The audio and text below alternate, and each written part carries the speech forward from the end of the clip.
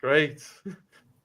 Folks, as promised, here we are with Jen, my partner, mother of Ziggy, and Emily, Shamanic Priestess, who came on with Beverly a month or so ago.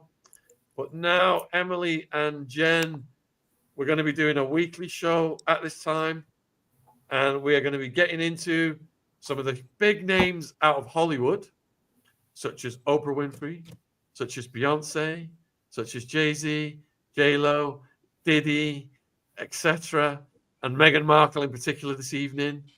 And Emily will also do readings.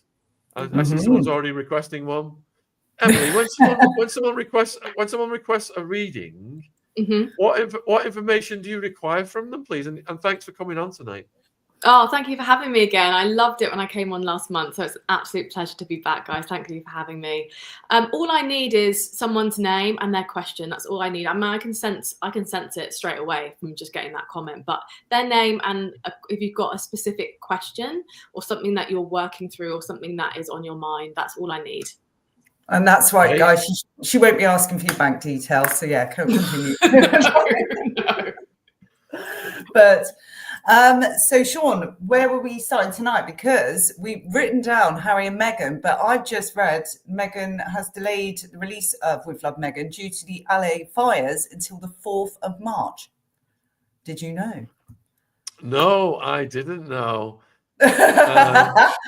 So do we want to? All right, that's right. So we're going to start reporting on the new stuff, and then we're going to go over to the readings. So anyone who's requested a reading, I'm going to star your comment, and it will be put in a backlog, and we'll work our way down. So we do them in the order they come in. So there's another one there that's come in. So anyone who wants a reading, put them in the chat, and we will work our way down. All right. So, is there anything you would like to say about Meghan Markle, Emily? What's your impression of Meghan Markle? Well, I want to start with the Netflix show because that's been kind of on my mind recently, and it's so interesting that Jen brought up that it's been pushed back.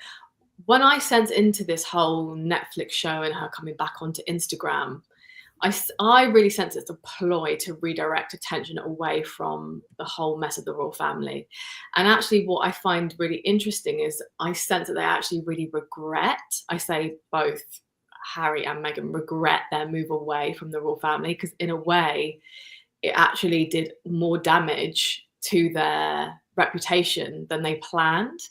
And so hence why I feel they're really pushing this kind of PR stunt in terms of the Netflix show, but in terms of even, they've been out and about in the press, haven't they? We're going down to LA with all the fires. And yeah, so that's one thing I want to say. That's kind of something that's quite topical. But what I also sense about Meghan is, and it might not be a surprise to people, but I feel like the whole relationship with Harry, it's been a ploy.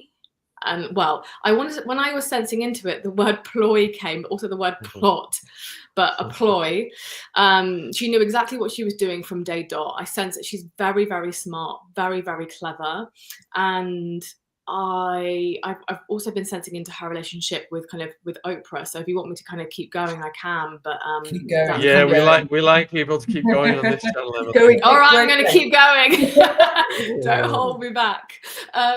So what I really sense is that, energetically, right? When you have like an energetic blockage inside of you and someone else has a similar energetic blockage, what happens is you naturally start to vibrate towards someone, right? That can happen with anything. If you have a high vibration, you might vibrate towards one another. Maybe you, Jen and Sean, you vibrate towards each other because you like each other. It's all good. But and it's slightly different with Oprah and Meghan Markle. Is I mentioned when I came on about a month ago that I sense that Oprah has this kind of energetic block, kind of through her kind of left side, like into kind of her stomach area, which has been there for a while. I sense that Meghan also has this kind of an energetic block quite similar, but for her, I sense it's actually down in her lower back, like down into the sacral. And I sense this is very much to do with all the issues that Meghan's had with her father, some her I want to say ancestral or hereditary stuff that she's like been passed down to her. And because of that, it's almost like without them knowing, it's like subconsciously Oprah and Meghan have been like drawn together. If that makes sense to people, they've been almost like without knowing vibrating similarly together. And that's why they always kind of, especially now, have been drawn together so much.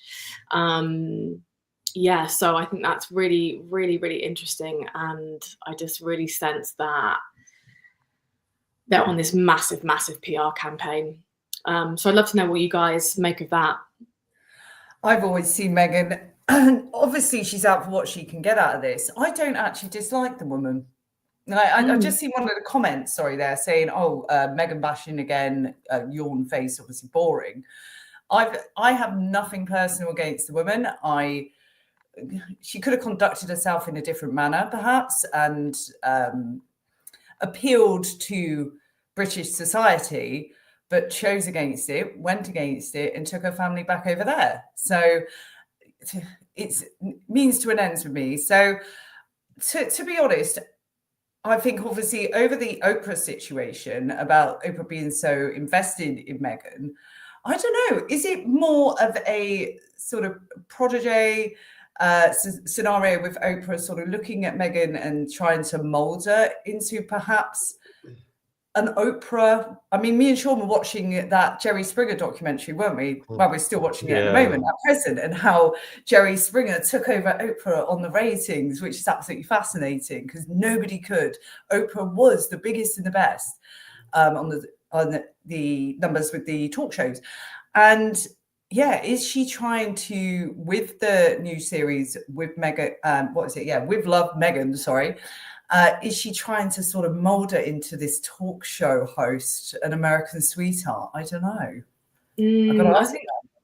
I think you might be right. Something about almost taking Meghan under her wing as such. And like I would agree with Jen, I have nothing against Meghan at all, nothing against Oprah at all. But I think it's just what I really sense is that it's really important that this year we start to really discern the truth and really start to kind of own within ourselves kind of the truth behind so much of what's going on in the world and the truth behind people's actions. And I kind of, I really sense actually, as you said, Jen, that Oprah is trying to kind of draw Meghan in. I feel like maybe Oprah sees some of herself in Meghan, and there's something about, I think, that gives Oprah comfort is what I'm sensing by taking her under her wing. I mean, Oprah's done incredible things, looking after so many young people and X, Y, and Z, but I feel like it actually gives Oprah a greater sense of comfort and security by doing that.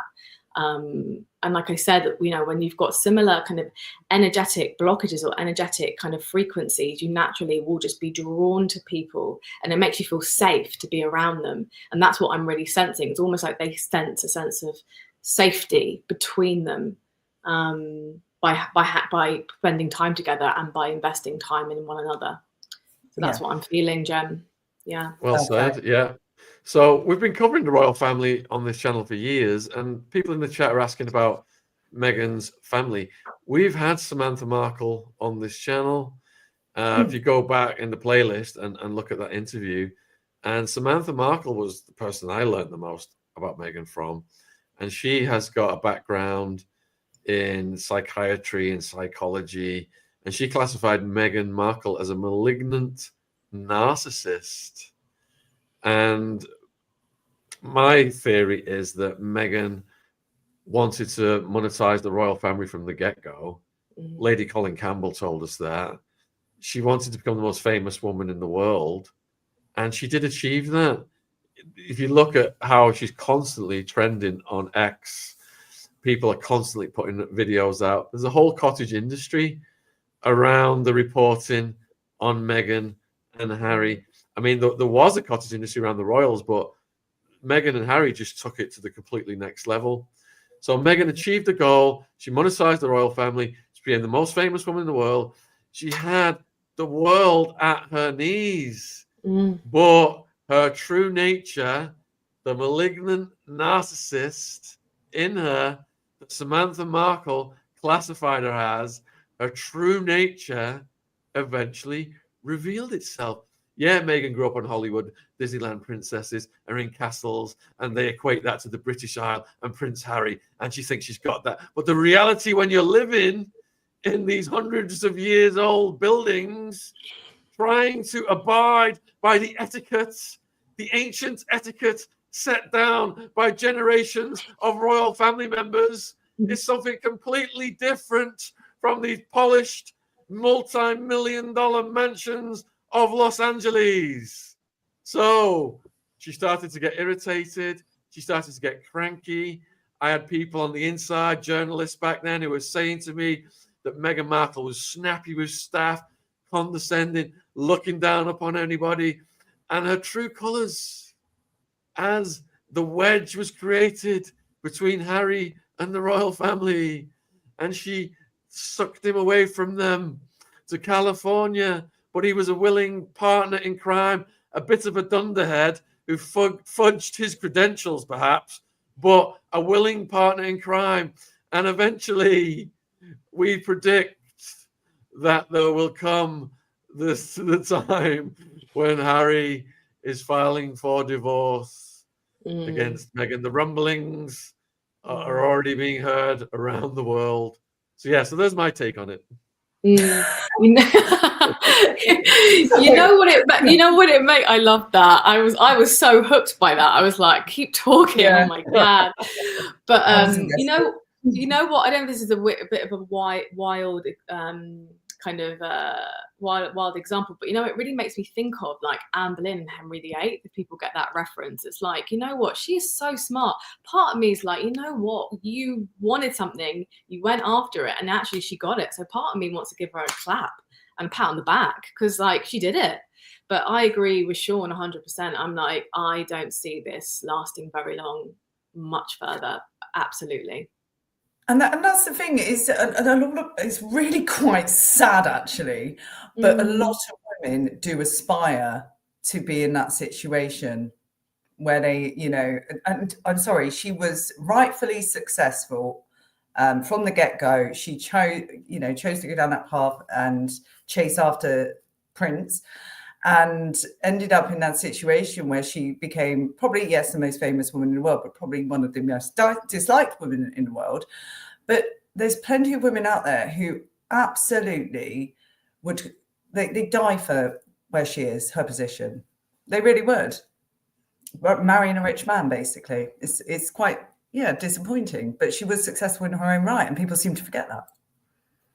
100%. But it was never enough, was it?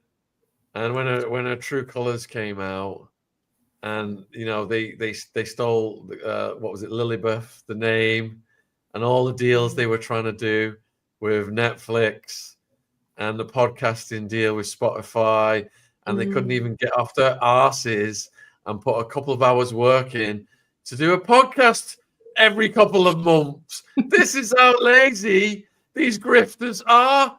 Jen, how many hours a day are we doing here? And they were offered millions. It's not for everyone, Sean. It's not for everyone. Come on, like there's times I've had time off. I'm like, no, I can't deal with that. They were supposed to do one podcast every month, and they couldn't even get off their arses to do that. Wow. Wow. Well, I'm going to slide this back into reality then. Obviously, her new documentary is being delayed due to the Hollywood fires. And Emily, I want to ask your sort of, what are the energies surrounding their support? I say with bunny ears, down at the crisis centre in, it was Eaton, Pasadena fires, wasn't it? So why were they there? Putting on that grand show at the food bank. Was it just a show, or were they there for sincere, genuine reasons? For me, well, it's twofold. For me, what I was sensing is that it was completely part of that PR stunt, is to show a united front between them as a couple, but also for them to be shown as the good citizens that they are. I think for me, I think it's a mixture of the both, but I would say it's more, what's so interesting is that they escaped, they left the firm, but it's almost like they've created their own firm now You know what I mean? It's like that's still apparent, it's still happening. And what I really sense around that is like, it's almost like Meghan and all these kind of people we're talking about, it's almost like there's this like this film, you know, and once upon a time that film that kind of separated like, you know, the everyday person and these kind of Hollywood people, these really wealthy people. That film used to be quite like sturdy, almost like last month I talked about people's like rich people's castles being pulled down. It's almost like this film between all these kind of famous people. It's kind of getting thinner and thinner and thinner. It's getting like cellophane or like sellotape, you know, we say in the UK, sellotape, right? And we're starting to see through it, because even without sensing into spirit and asking spirit for guidance on this, I could just sense, I could feel it in my body that when they were watching the footage of them down there, it just made me feel a little bit sick. And obviously, you know, fantastic that they are helping so many people. And obviously, I'm sure we all agree that, you know, our hearts go out to everyone who is suffering because of the LA fires, because it's absolutely horrific. And my heart, you know, breaks for all the people who've lost their homes. So great to be getting that support. But also when I watched it, I just felt this kind of like sickening feeling inside of me. It just felt so empty and so just, I don't know, just empty for me. And I saw this, well, you sent it to me, Jen, this really interesting clip, and this woman rightly said that they're not welcoming people into their own home, right? They're encouraging people to like they're basically telling people that they need to welcome people into their home, but they're not actually taking people into their own homes. I just feel like it makes me feel a little bit sick and uneasy, to be completely honest. So I'd love to know what you think, Jen. Yeah, look us. I'm sorry, I'm just going to say how it is. Like they're not there for genuine reasons, I don't believe. Like you can see certain celebrities are going above and beyond and not shouting it from the rooftops. He who shouts the loudest comes to mind.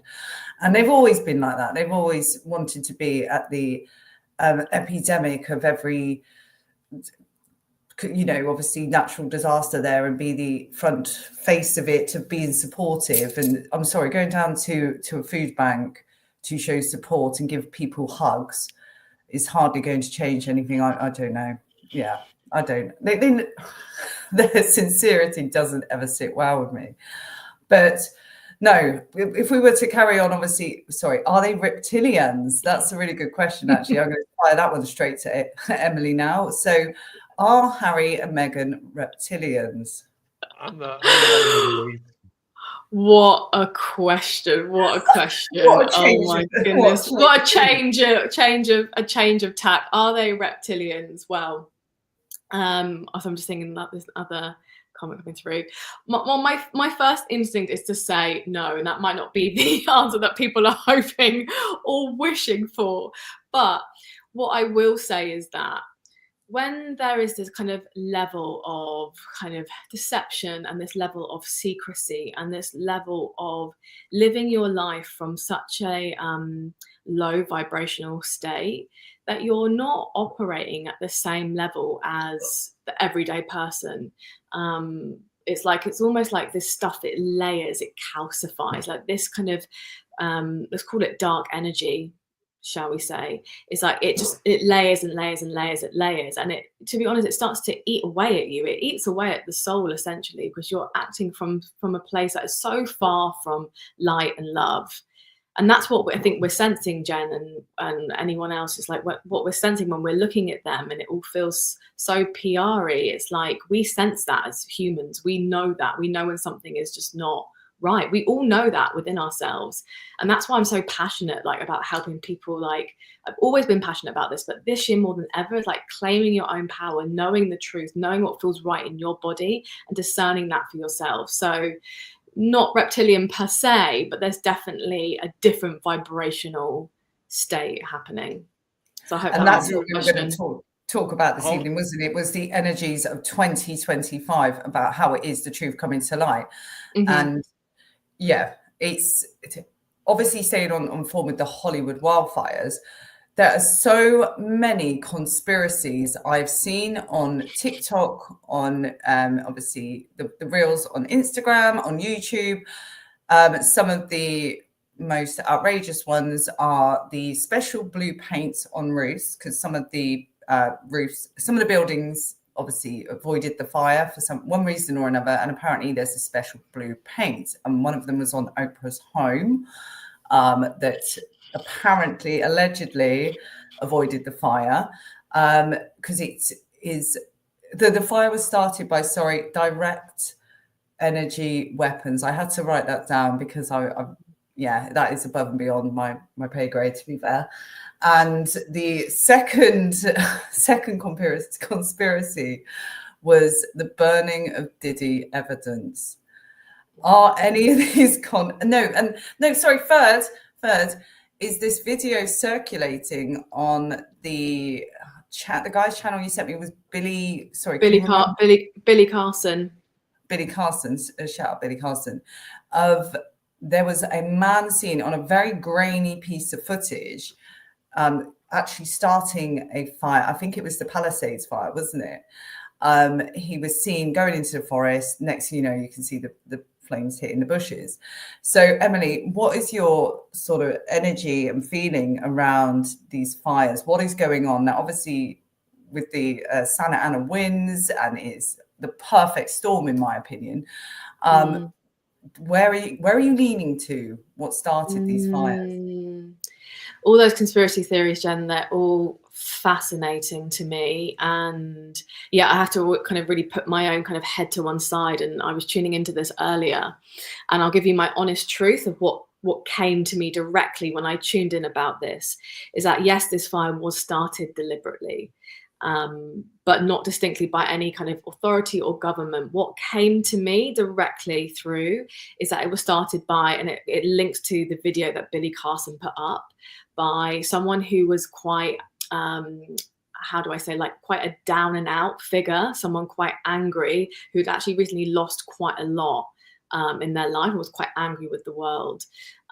That's kind of what was coming to me directly. And this whole thing about the blue roofs, it definitely feels shady to me. But when I was sensing into it, and I'm sensing into, is it direct energy weapons? Is that the right phrase? Direct energy weapons? Yeah. When I was sensing into that there's definitely something kind of that feels off and shady about that. But what came through to me is that is not the cause of this. In fact, what that's being used as, that in itself, as a story, as a theory, as a conspiracy theory, is being used as a way to divert attention from what actually happened. Because this is not just, and it's not, I'm not just saying it's by one man who was angry with the world. That is just kind of one small part of the picture. The fact that, you know, what I think this is really trying to teach us, and I think this is happening for a reason, it's helping us to really wake up to how the government and authorities do not have our back. Because apparently there were loads of fire hydrants that were out of water, all the gas and oil companies and all this stuff. It's like, actually, we need to wake up to how we're being looked after and how we're being controlled. And also kind of warnings of, you know, climate control as well. But that's what was kind of coming to me. And this person who started the fire had no kind of idea of the full extent of what would happen. But I honestly feel it's a mixture of that with a bit of this kind of universal energy helping us. And it's really sad that it's had to happen in this way, but helping us all wake up.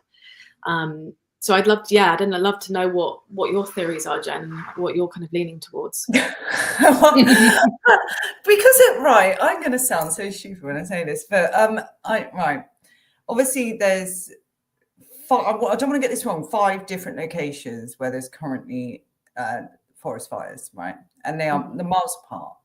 So if the arsonist started the Palisade, hypothetically, and allegedly, then was it then passed over by the Santa Ana winds over to the Eaton area, over to, God, at the top of my head, don't remember the names, passed from that area to that area through the winds?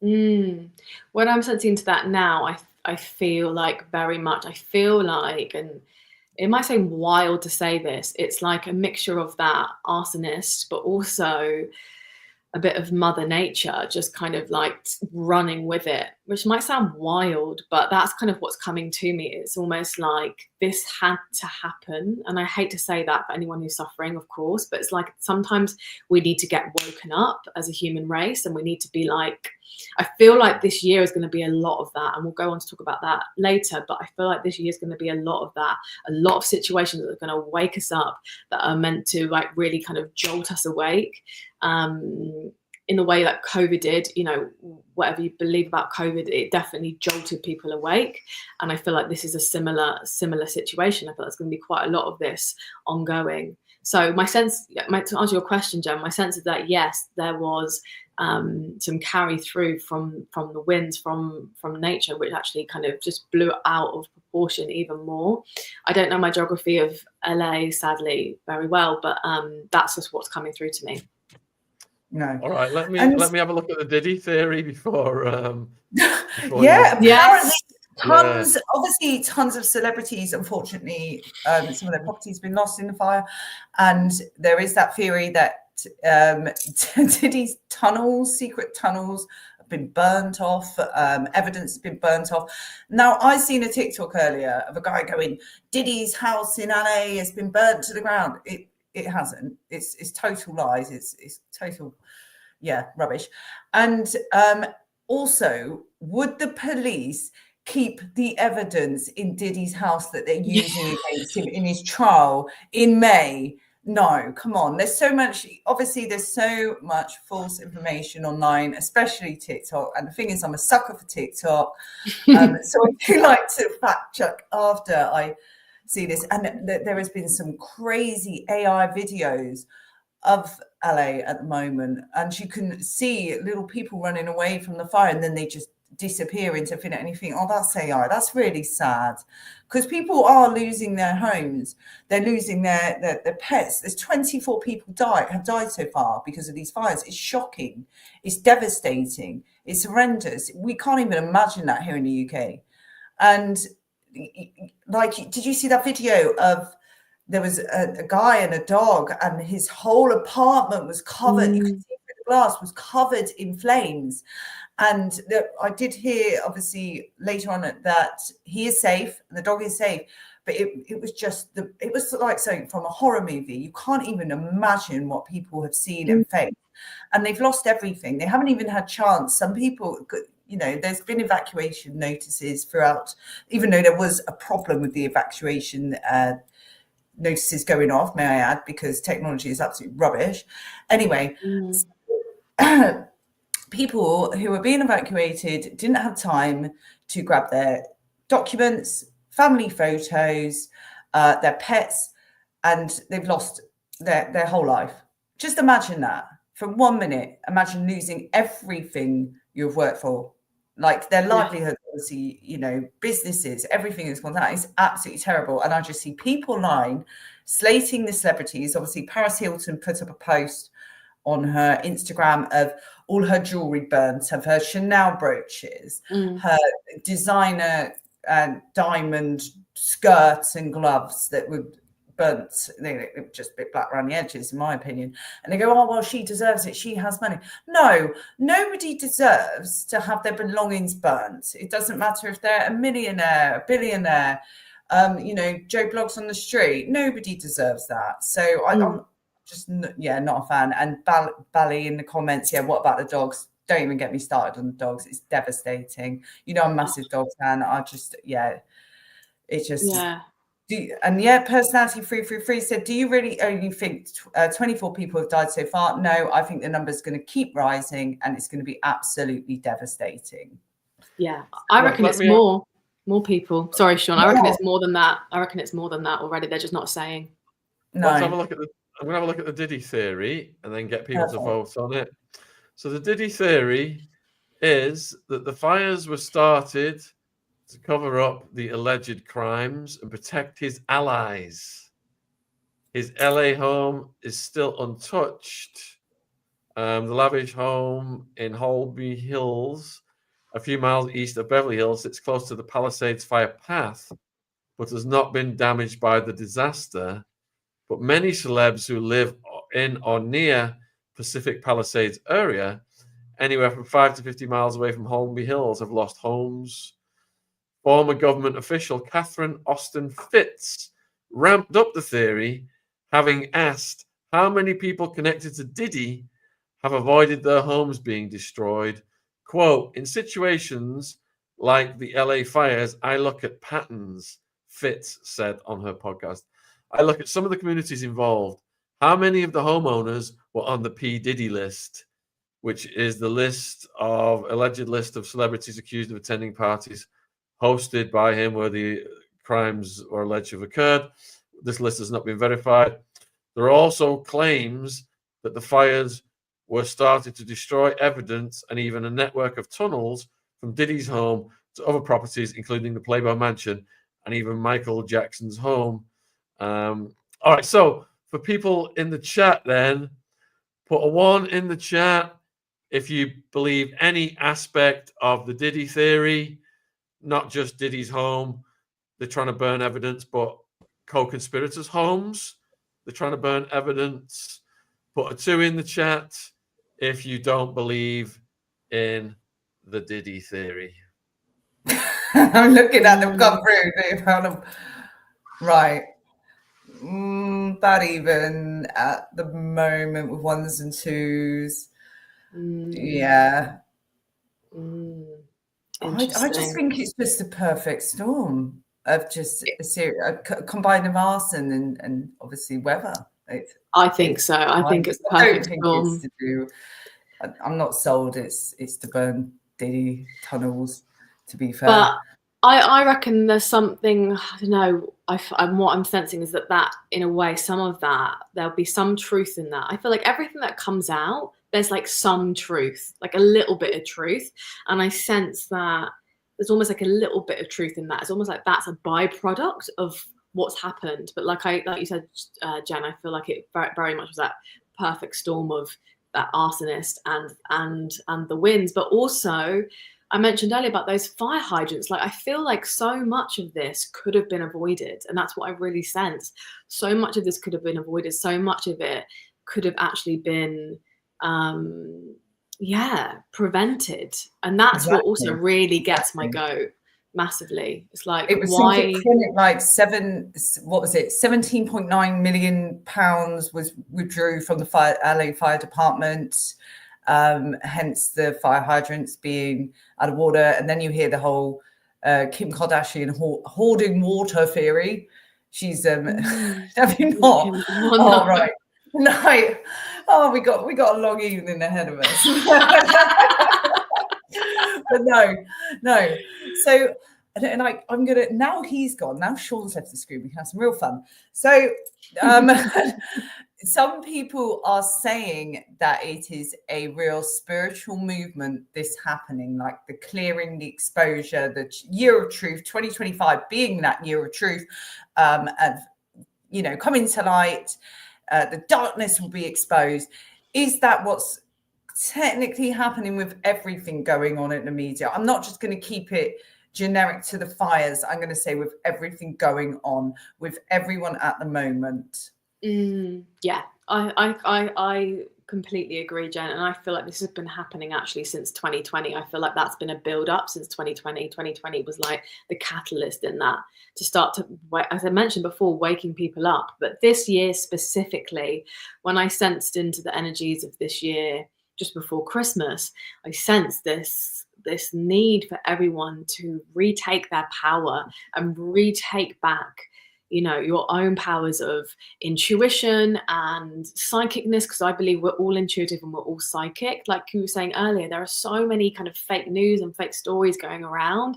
It's like we need to get to a point where we can be like, that's fake, that's true, that feels right, that doesn't feel right. And whether that's looking at celebrities or whether that's looking at the government or looking at people who are meant to be looking after us or the authorities, or even just in our everyday lives. I think this is going to be a massive year of waking up. I think it's going to be a massive year of people taking on, what their soul is meant to be here for and why their soul has called them to be on this earth plane, your true purpose, your true power. So yeah, and I'm really passionate about it. I feel like we all need We all need to, but we all deserve to. We all deserve to feel empowered. We all deserve to know the truth about ourselves and about the world that we live in. There's just been so much secrecy and like cloak and dagger for not even I love that phrase, cloak and dagger. I love that phrase.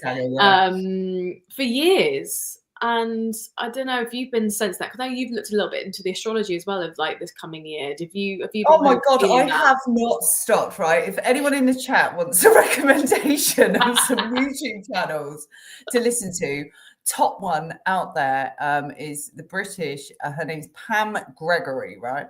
Shout out to Pam Gregory. I hope to get her on this channel. So maybe we could get her on the show, Em. That would be absolutely fantastic. She is spot on with the energies that are happening at the moment, what happened last year, what was happening. Well, obviously I can't say she's spot on what's coming in the future. We'll have to yet to see.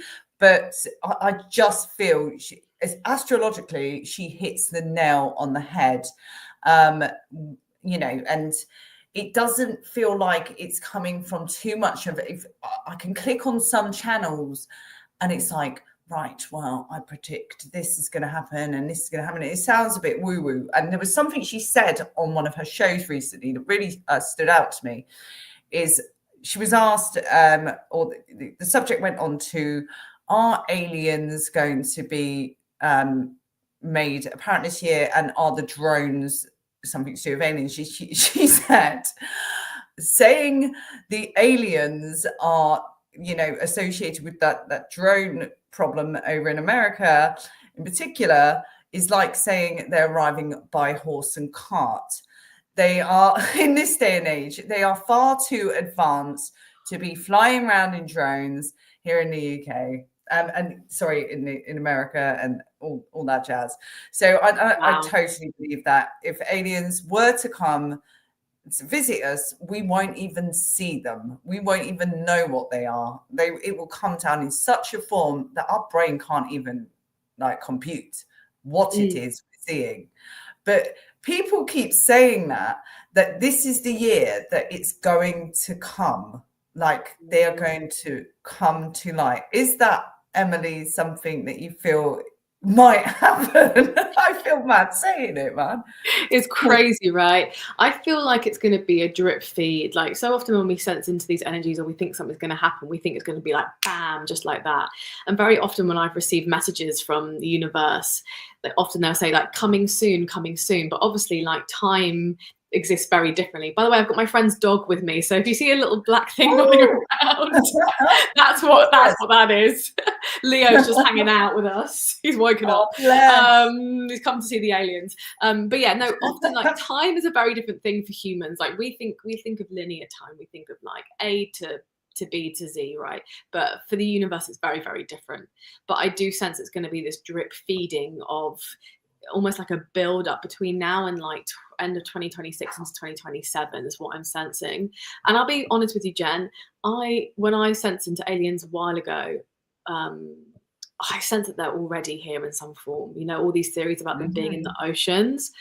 I have this sense, or when I tuned into it, it was like they already are here. I love your kind of comment about us not knowing it, because I feel like that's true. Like we wouldn't know how to compute it, but I feel like they're already here, and I feel like they've been here for. I mean, what just came to me, which is wild. Let me just see if I'm correct. So I got 10,000 years is what's just been landed in my head apparently about how long they've been with us. So I feel like they are as of planet Earth as we are. Exactly. Rescue mission. The technology, if they can travel from, you know, from galaxies away, or even, you know, from our solar system to us, their technology is going to be so advanced. It's not going to be in the shape of a drone. Like it's something, you won't see with the naked eye. I don't know. That's the feeling I get. Now, being that this show is for the people, I've got to put this one on. From Nova Dragon. Where is the missing children? Let's talk about the missing children. Now, Emily, can you feel into this one tonight? Yeah, of course. I feel like I need a little that when it popped up. Yeah, it's really actually giving me full body full body tingles. Let me just sense it into a moment, because part of me wants a bit more kind of information in terms of what missing children, but I'm just going to tell you what's kind of coming up for me now. Is that I heard the word Syria for some reason, and I'm sensing that a lot of children, and this breaks my heart to say this out loud, but I'm just sharing exactly what I'm receiving now, is that a lot of children are being trafficked in and out of Syria, and also through Russia. There's a whole thing with Ukraine as well. If I don't know this is what this person was talking about, this is just what's coming to me. And I feel like, funny enough, we were talking about tunnels before. I felt like there's this whole underground system of all these kind of children that have just been taken and being hidden, just being moved and carted around. I kind of see them almost like as the word's coming to me is like, it's not cart horses, but like being used for work. Not necessarily like anything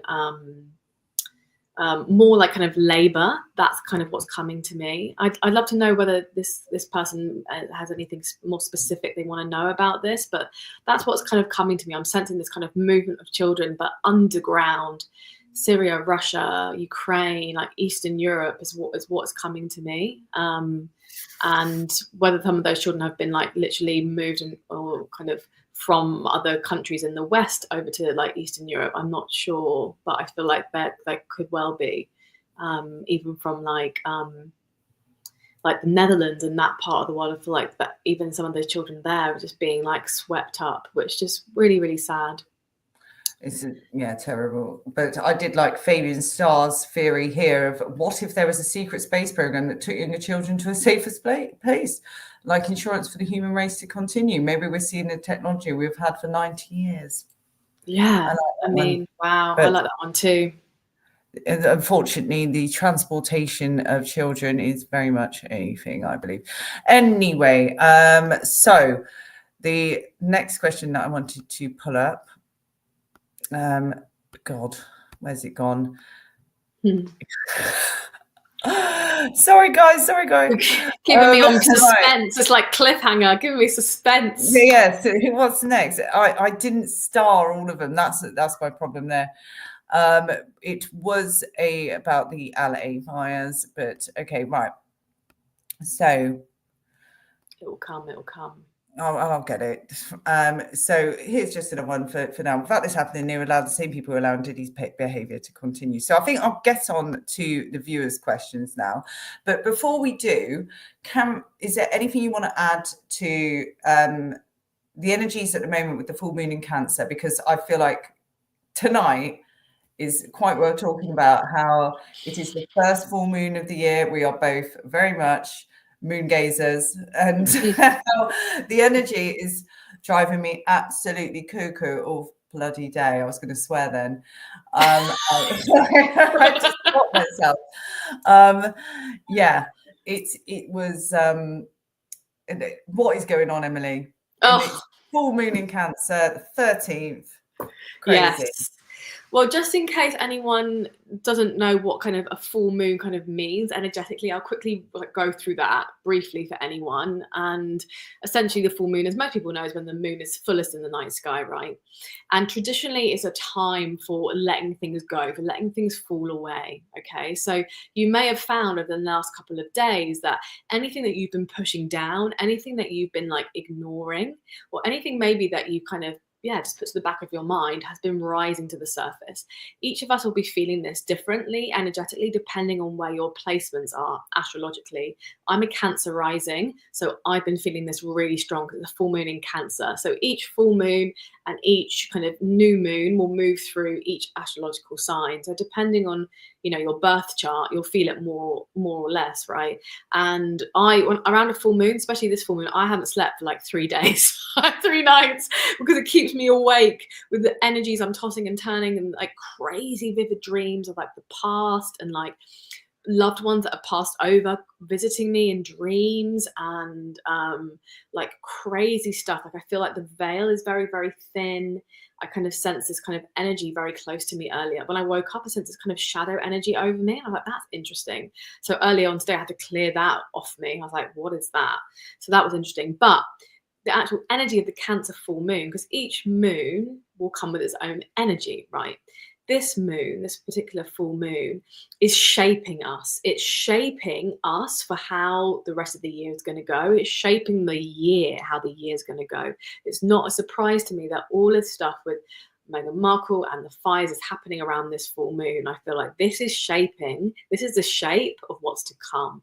So whatever you're feeling right now, notice how you're feeling. Notice the shape of your life right now. What's falling away, and what feels like it's drawing you forward. So that's kind of what I'm really sensing. I'd love to know, yeah, have you felt any of that energy, Jen?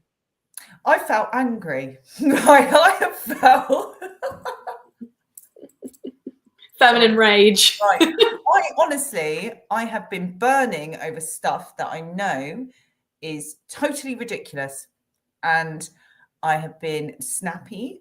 I've been rude to my loved ones. No, snappy and rude, and I'm naturally quite a positive person, and I felt myself being drawn to quite negative thought patterns, and I've had to sort of shake it out of me, meditate, do whatever I can to get out of it.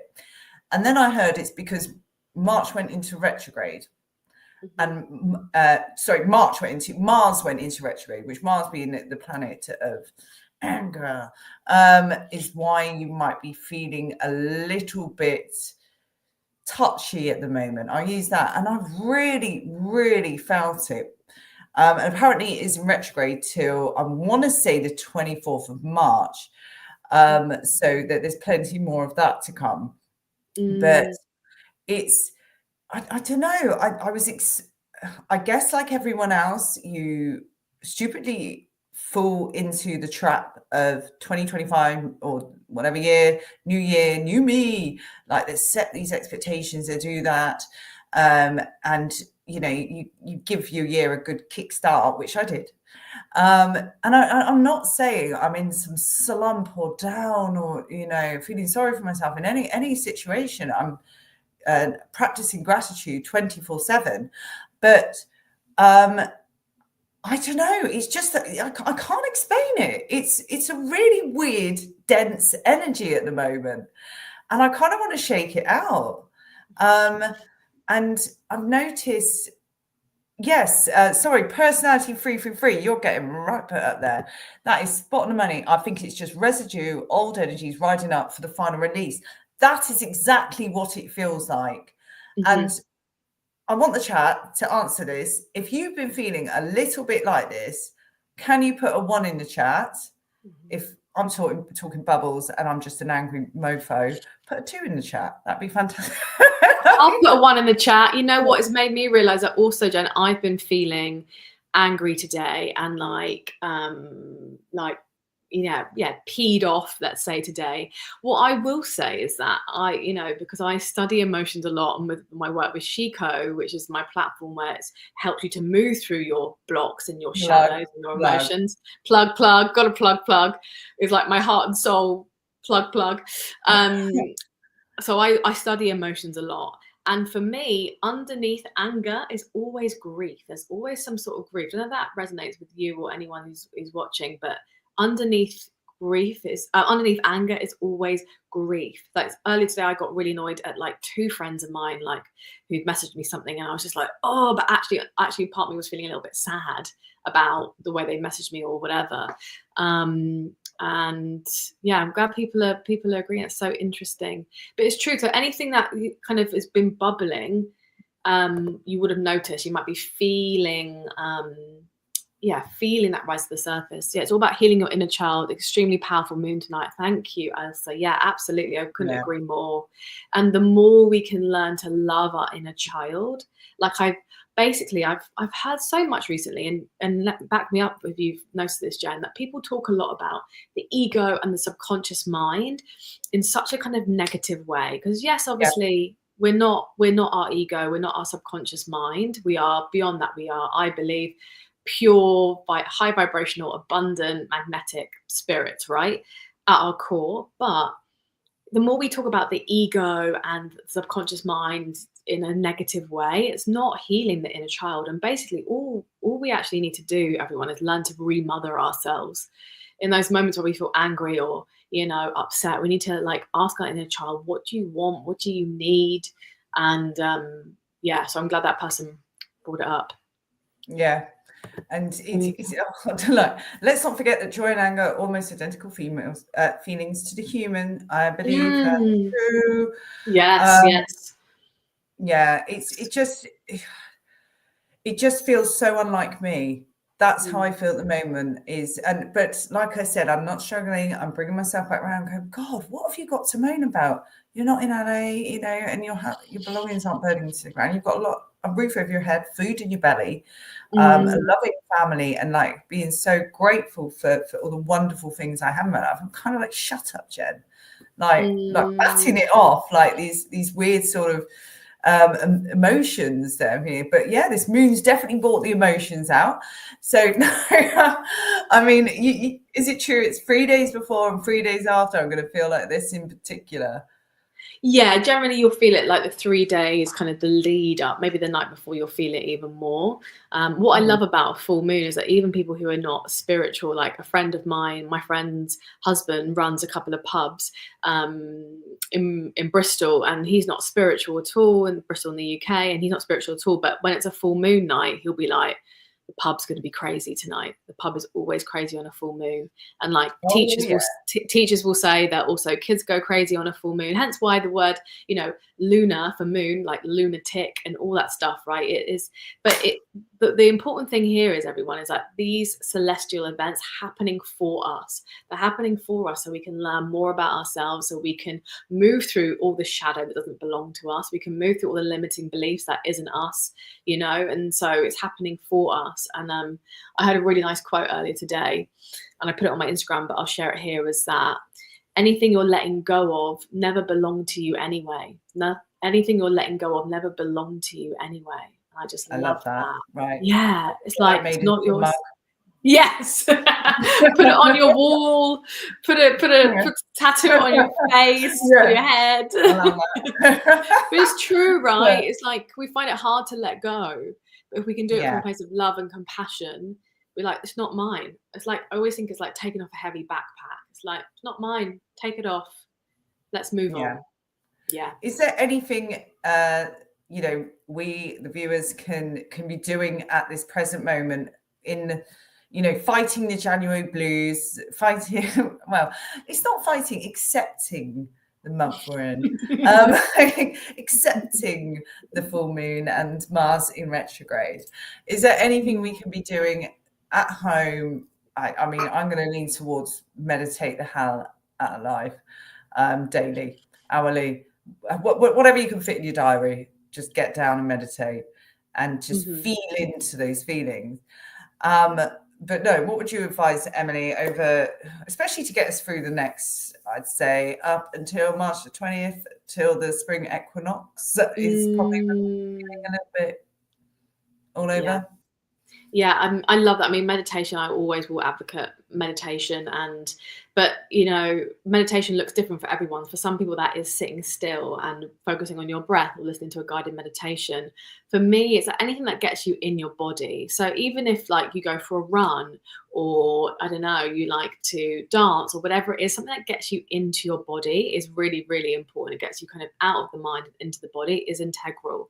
And I sense that's really important as we move through the first part of this year and also 2025. We need to get into our bodies, and that's where your intuition lies. That can tell you, you know, what's a yes, what's a no, and all of that, as well as journaling, talking to people, communicating. I'm going to plug it again because it's changed my life. My platform, Chico, is like all about moving all the shadow, the limiting beliefs out of your body through meditation, somatic dance. So anything that kind of gets you in the body, I would say. Right. We're going to go more than a plug. We're going to go into detail, right? So, you're sweet. Emily. What is Chico? Let me tell you, you'll have to cut me off because I can talk about this all day, but I'll try and talk about it briefly. Honestly, it changed my life, guys. I haven't done it in 2 weeks. I'm not going to say that's like the reason why I am down is because I haven't done Emily's Shiko. I tell all my friends about it. I'm like, you have to do Shiko. And they're like, what the hell is Shiko? And I'm like, just join. You'll feel zen. I'll give it a quick description, and then Emily will actually tell you what it is. So you log on to this Emily's website, shiko.co.uk or .com, don't know. We'll put a link for that in the chat ASAP. And Emily, you're on a Zoom with Emily. You can turn your camera off, turn your mic off, so you're not seen or heard. And she will instruct you how to move that negative energy out of your body, to feel it, to sit with it, to acknowledge it, to stroke its back. And then dance the hell out of it till it's gone from your body. And honestly, I've got really like sheer windows, sheer curtains in this room. And this isn't an excuse for someone to hunt down my house and have a look. But you can see into my room when my light's on and it's dark outside. And I just, honestly, there were people walking past and everything. And I just thought, right, I don't care anymore. They blatantly could see me dancing like no one's business, shaking my tail feather. And but anyway, I digress. So it's, a movement that brings out the negative energy out of your body and puts positivity back in, and you set your intentions. Please tell Emily, please tell them what it actually is. That was just me terms. Right. So I love that. Thank you so much, Jen. Honestly, I love having you part of Shiko. Essentially, Shiko is an online platform, and I do weekly workshops and masterclasses and challenges. And in those kind of sessions, I teach you a really simple five-step process of basically moving any shadow energy, limiting beliefs or kind of negative energy or kind of dark energy out of your body. And it's something that I developed over the last 2 years based on like my years of being a healer and a movement facilitator. Like I took 2 years to develop this because I had this sense that I was healing so many people one-to-one. But I was like, I have a feeling that people can heal themselves. Like I really love to be able to help people to heal themselves.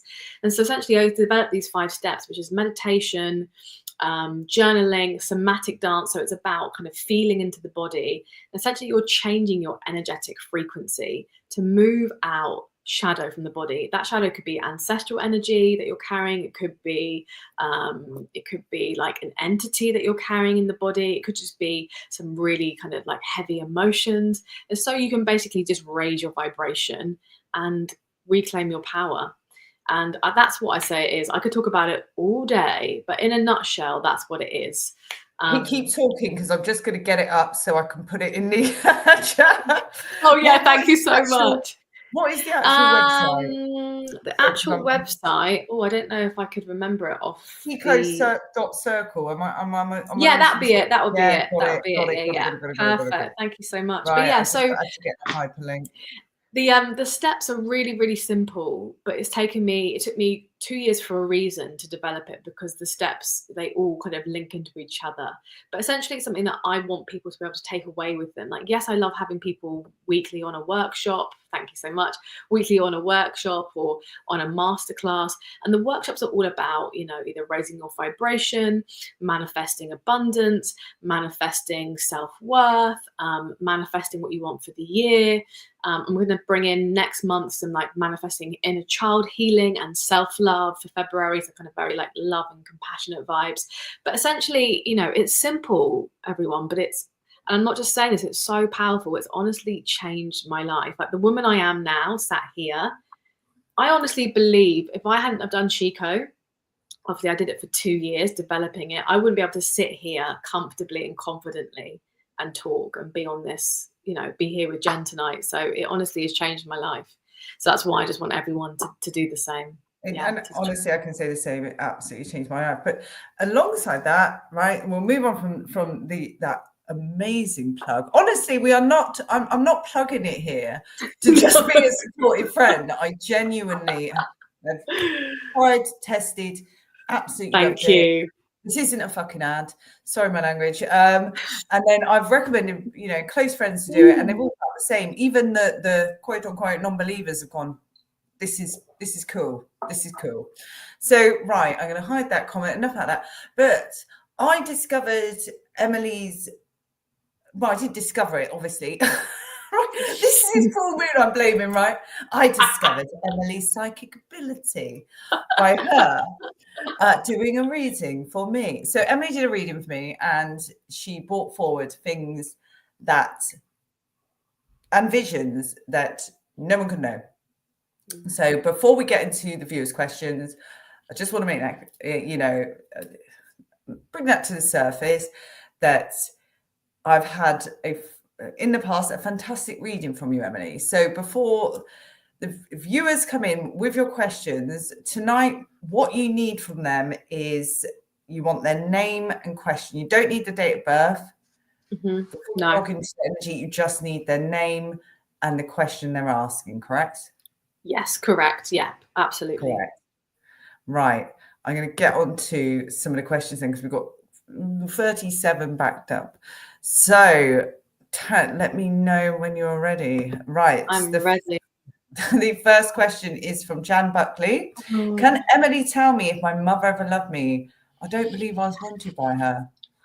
Jan. Yeah, I feel for you, Jan. I really do.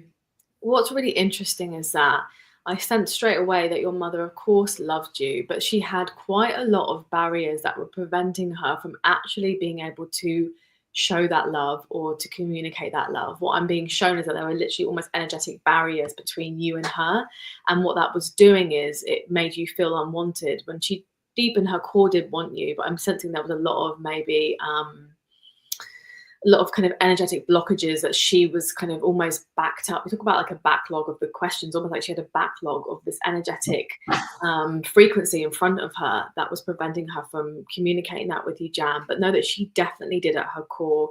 And I think she really struggled in knowing that she wanted to communicate that with you, but she didn't have the tools or the ability to do that because of just her energetic lot in life.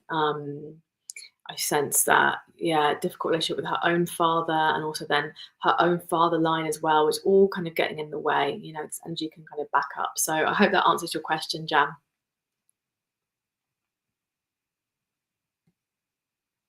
Perfect. Right. So the next one is from Lorraine Trejet. Sorry. Emily, will I find peace this year, please? Okay. I'm getting, Lorraine, bless you. I'm sensing, Lorraine, I feel very drawn to your right leg, Lorraine. And this may sound a bit weird to people, but when I sense into stuff and I get messages, I get drawn to the body because I work with the body a lot. So often I get drawn to kind of energetic blockages. I'm sensing that there needs to be some kind of strengthening through your right side leg, Lorraine. And that might be physically, but also energetically. Interesting. This links to the last question. And often anyone who's watching, even if your question doesn't get answered, very often an answer that I give will be relative to you, because whoever's drawn to this, whether they're watching live or the replay, the message will be very kind of might be also for you. So just everyone listen very carefully. So everyone listen very carefully. But your Lorraine, so your right leg, I'm sensing either physically or energetically needs some strengthening. I'm sensing that your father or your father line made you feel very kind of small and weak, and that's why you haven't been able to find peace. You've always been trying to find stability outside of yourself. I want you to find the stability within this year, Lorraine, and then you will find peace. I sense it will come towards like November of this year. Hope that helps. Thanks, Jen. Brilliant. So next one, I love these questions. Question from Michelle. What can you tell me about money? Oh, money. The favorite kind of question. Money for me always relates to worth and self-worth. It's like, do you believe, Michelle, that you deserve all the money? I feel like you think you believe that you deserve it, but deep down in your core, there is a belief that you will always be, I'll be really frank now, you'll always be a victim, that you will always be lacking. And so I really want you to work on that. When you start to work on that self-belief and that self-worth, the money I'm seeing is almost like a bucket of money being poured over you. The money will come flowing in. So that's really important. Work on your self-worth, work on the belief that you are deserving to be abundant. Thanks, Jen. I'm loving this next one, to be honest. Stephanie Jordan, 0916 1976. I'm going back, right, to my native reservation this summer. Will I have more, right? It's the word more in this. I'm more interested in more encounters with the spiritual realm. Stephanie, please put in the chat what your other encounters with the spiritual realm are. I'd love to have you on. Please, please.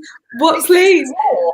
Like, yes, I know. I love that. I'm so intrigued, Stephanie. What's really interesting is that I am being shown this this one specific tree, and I feel like you will know, Stephanie, the tree I'm talking about. I'm sensing that your elders and your ancestors once gathered there, and when you went there before, it's like you had an experience, but that was just the beginning. It's like the tip of the iceberg. You're being drawn back to this specific tree. I want you to sit underneath this tree and connect with this tree, connect with the land, take your hands onto the land beneath you, feel your sitting bones on Mother Earth, and everything, is going to come through you in that moment. So I'm excited for you, and I feel like you just come back and tell us what happens. Yes. If you can, Stephanie, pop it in the chat. I'd love to hear more, and we'll visit that definitely. And this just sprung to my mind tonight. Now, guys, this is a new show that me and Emily will be doing every Monday. So we're going to always start the first half with relevant news stories, energy surrounding, the collective at the moment, followed by the viewers' questions. So obviously, viewers' questions and readings from Emily. So obviously, if you've also got other ideas, this is a show for the viewers. That's what I wanted to really make it about. I didn't want it to be like, it's the Jen and Em go Zen, right? I thought about that the other day, right? And 10 out of 10 for Jen and Em, right? I didn't want it to be about this. I want it to be for the viewers, for you guys. So any suggestions, I'm going to pop my email in the chat. And this is my personal email. And this isn't a work one. So please don't go mad. Just send over. If you've got any ideas on how you want this show to go, how it would make it better for you guys, just please feel free to pop that in.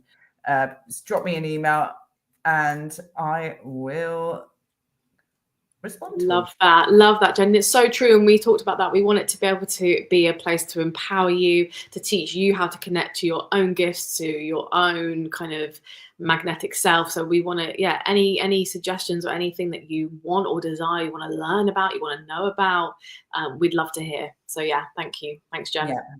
Perfect. And also, I don't know, Em, if you wanted to perhaps start incorporating for everyone into these shows, something that everyone can do at home.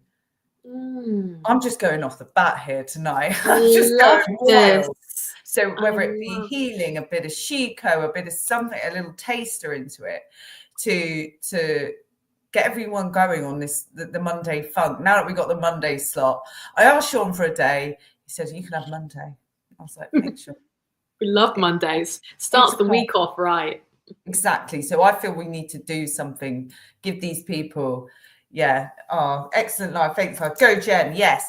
So bring something to some joy to our Mondays. We need it. Oh, I'd happily anything. Let us know what you want, guys, in the comments as well. Whether you want like a meditation or like a practice or an exercise or I would love to know. I'm up. You know me. I'm game for anything. Yeah, good idea. So the next one I'm going to go to is Jessica. My name is Jessica. Move or stay? What a question. I feel like it's so simple. There's a lot of pressure on you now, mate.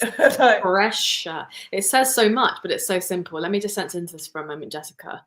Move or stay? Interesting.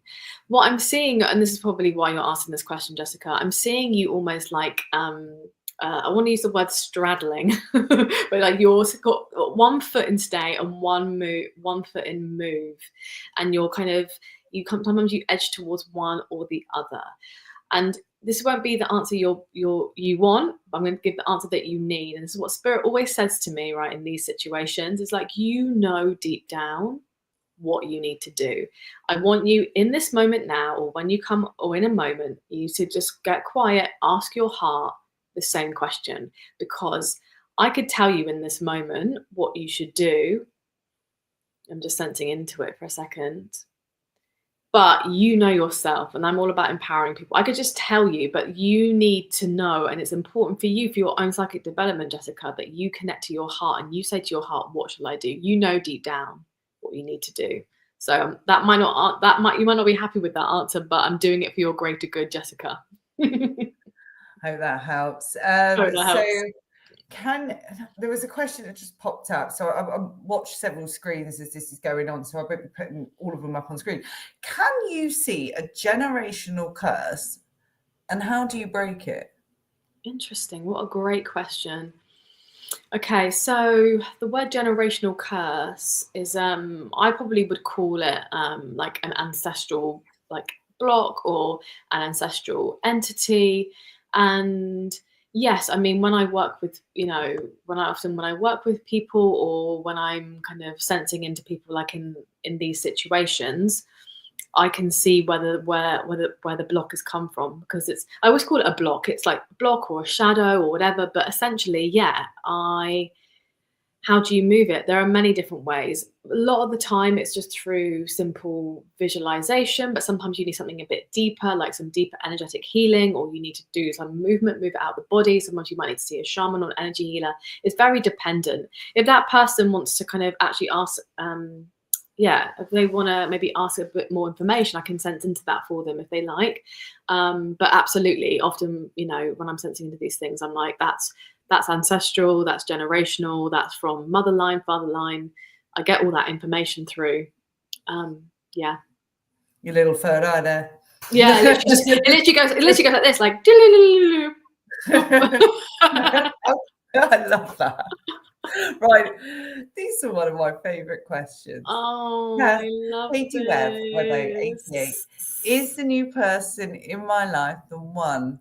I hope so. Like 2025 is the year of completion, isn't it? So, yeah. But I don't know. What are you feeling on Katie? Katie, you're going to love this answer, and I'm just getting a resounding yes. Like, literally, like, yes. So thank God. I'm so happy for you, Katie. Sometimes I get like a yes, but I'm getting like a yes in like bold fireworks, like big yes. And I feel like there's some fear around that for you. And I want you just to trust it. And now, hopefully this would have helped you, but trust it that yes, yes, yes. And I'm excited for you. Perfect. We got Julesy Bob. Evening all, Emily. I'd love a reading. Should I start a new creative career path even? Thanks, Julie. Yes. Yes. The answer is yes. The answer is creative side is. Is it? Yeah. I mean, I'd be intrigued to know, Julie. But Julesy, if you pop in the chat, I'd love to know more. So, thank you, Emily. I've recently come back into my intuition, but it's very heightened. What is a good way to protect myself from shadow visits? Oh, I'm sorry to hear that, Emily. I know Deborah, but question Emily. Or is it Emily? I'm confused. Deborah. Oh yeah, Deborah. And that's amazing that you come back into your intuition. I would always, something that I do every morning, and before I do any kind of work as well, like even coming on tonight, I always make sure I'm protected. So, whether you know your guides or not, I want you to really ask your guides to protect you, to ask your angels to put like golden light around you. This is relevant to anyone listening or watching right now. Ask your guides to put or your angel guides to put like golden light around you. Imagine roots going down into Mother Earth. Imagine yourself almost like you can imagine yourself in various different ways, in like a circle of mirrors, or even wearing like a silver like onesie. Sounds crazy, but all these things will deflect that shadow energy. So just try what feels right for you, Deborah, and you'll know what feels right.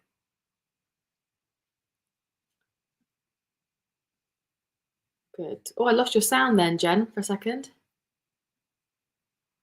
Have you muted? I'm muted. Yeah, I'm muted. Dominique Goliath. Goliath. Sorry, I'm terrible with names. I just want to say I've got the worst job in the world right now. Can I have a reading, please, for 2025? Thank you. My name is Dominique. Dominique. Okay, Dominique. So what's interesting, Dominique, is that I'm getting April is going to be a really significant month for you.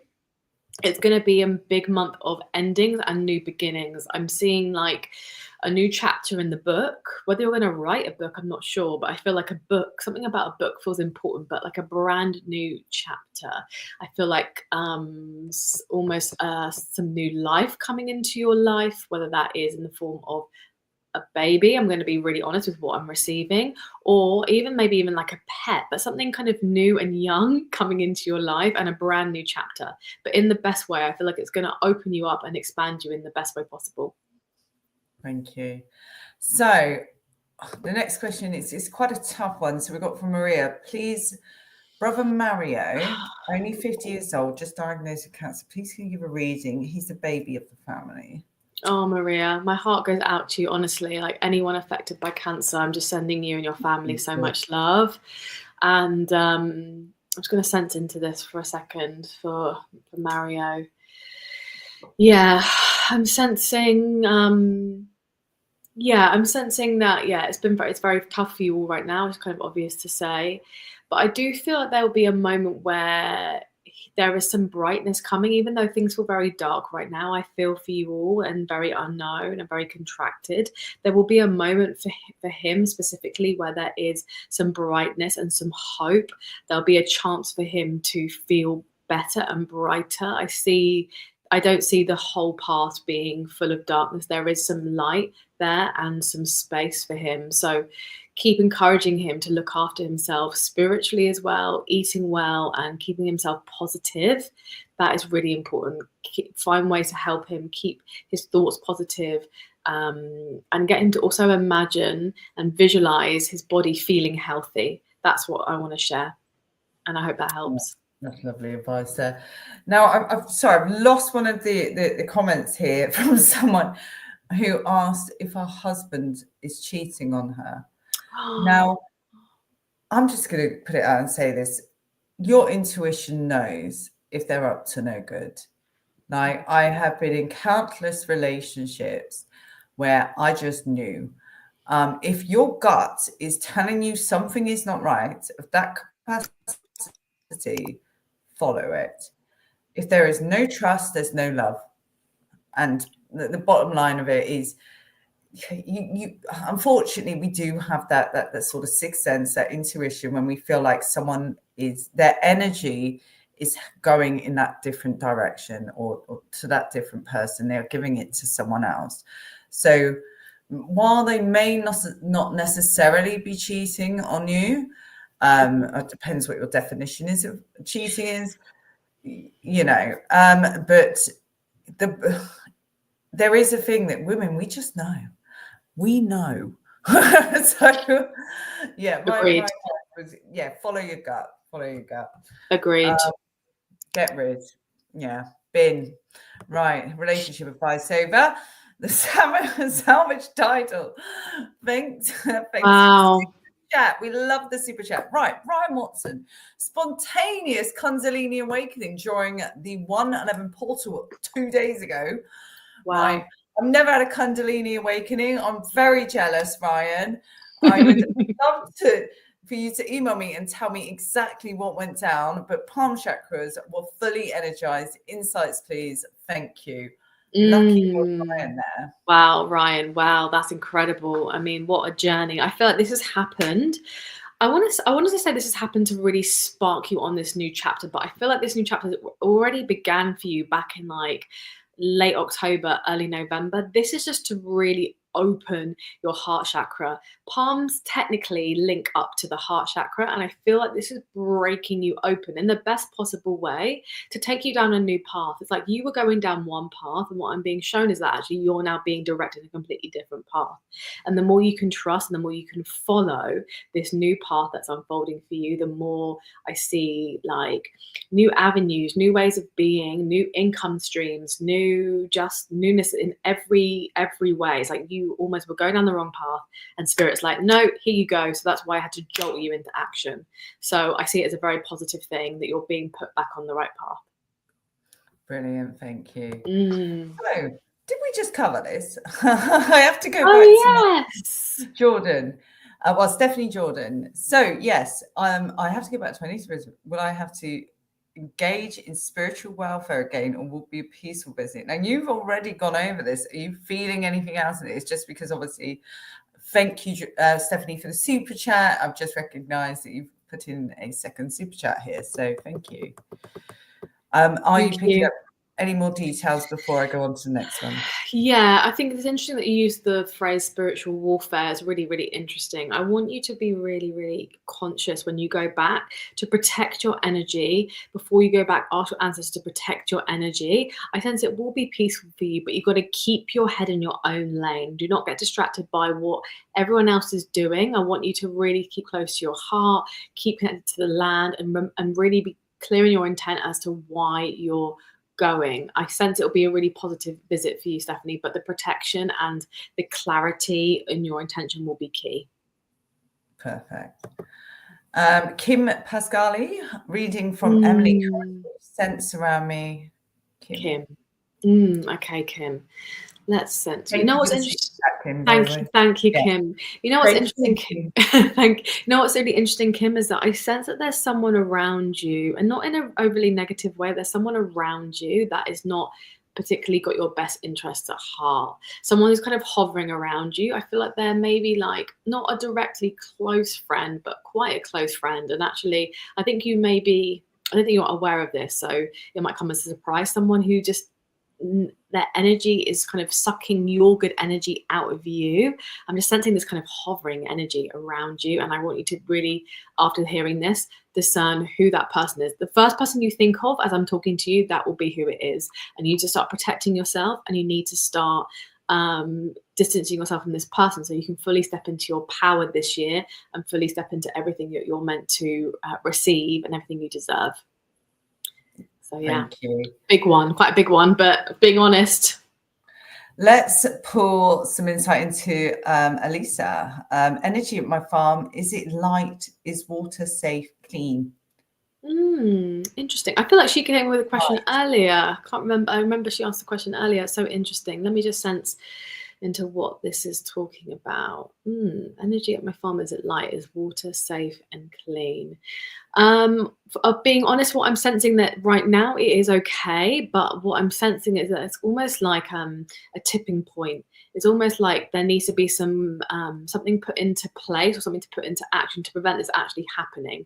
I'm sensing that on the whole, that your farm or the land that you live on, the way you work or where you live, the energy is light, but there's almost like this infiltration of something, something kind of coming kind of close to you, not in a really overly negative way, but I want you to start to put into place some things that are going to help you to prevent this happening. So yeah, hopefully that helps. Perfect. And thank you for the super chat there. So Fabian Starr, take care of your mental health, friends, be strong for each other. So yeah, that's one thing to sort of bear in mind, especially over these winter months. It's really harsh on people, really, really harsh, especially if you're on your own, and the nights during obviously bloody hell, full moon energy, get off. I got what you meant, babe. I got what you meant. Yeah, the nights are drawing in nice and early, and it just feels a bit grim at the moment, but yeah, it will get perkier soon. Yeah. So January blues. Right. The next one I find very interesting. Pikaran. I'd like to know how to protect myself against ill-intentional people. Thank you. Bless you. Right. Now there's levels of people, isn't there? There's the people who you shouldn't be friends with, right? That you should not have in your life. And the green-eyed monsters, the really damaging people. But then there's the sort of few, there's the sneaky snakes of the bath, I call them, who you don't quite know that they have an ill intention towards your life, but they do little movements that perhaps give you clues. So, I mean, what are we talking about here? How do we protect against certain levels of people, and how can we identify these people? Oh man, yeah, this is a Here big goes. one, It's a long because one. yeah, it's a long one. How long we get, but because you're so right, Jen. Because sometimes, you know, those ill-intentioned people can be right in your circle. Sometimes I've had to do clearings on myself from people that are in different countries than me. We live across the world. We're not even really close anymore, but this energy is still on, has been on me. So that's why I encourage everyone, at the start of each day to ask their guides to protect them. At the end of every day, say, I clear all energy that doesn't belong to me. And that's really important. Like, just repeat those, you know, protect yourself in the morning and clear your energy in the evening. You can do it with crystals, with sage, but even just saying the words is really powerful. That's something I would definitely do. But one thing I wanted to add is that if you're with someone, like say you're, you know, someone in your family, sadly, or someone in your close circle, if you are with someone and you can sense that energy is ill-intentioned, I mentioned this to someone else earlier, but in a different way. Imagine that there is a mirror between you and them. The mirror is facing out. So all their energy, I've told you this before, Jen? I don't know. It's really powerful. So you imagine that there's a mirror. So say if that person is there, you imagine a mirror is there and it's reflecting out, and all their negative energy just reflects back, it bounces back on them. My mother taught me that from a very young age. My mother is also a psychic, so she taught me that from a very young age. You can also imagine like blue light around you, which is like a protective energy, but the mirror one works a treat every time. Right, and that brings to the next thing. We will be getting her mother on this channel at some point. She's absolutely sensational.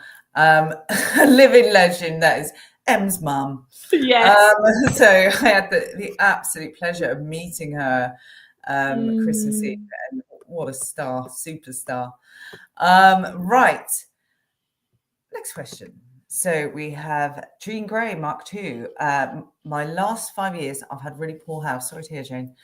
What could I expect for 2025, please? Will I ever get my business up and running? 13/11/1970. I appreciate you. Thank you. Oh, Jean, bless your heart. I'm so sorry you had this poor health. You know what's really interesting? I see like steps, or like a ladder for you, Jean, and I see that actually this year is going to be some small steps. Do not be put off by the rate of your recovery, because it's happening at this rate for a reason. There are things you need to learn, people you need to meet along your journey. And I do see that you're going to be going incrementally up, little steps. Be patient, keep yourself strong, keep connected to your heart. And I see that you will, as you start to kind of progress here, I see your business kind of coming to join you. So just keep the faith and know that it is happening. It might not happen as quickly as you want it. It's always a way. As us humans, we want things to happen much quicker, and I feel that. But yeah, I sense really good things for you. But just keep the faith, keep patient. And I'm making you nice and big on the screen now.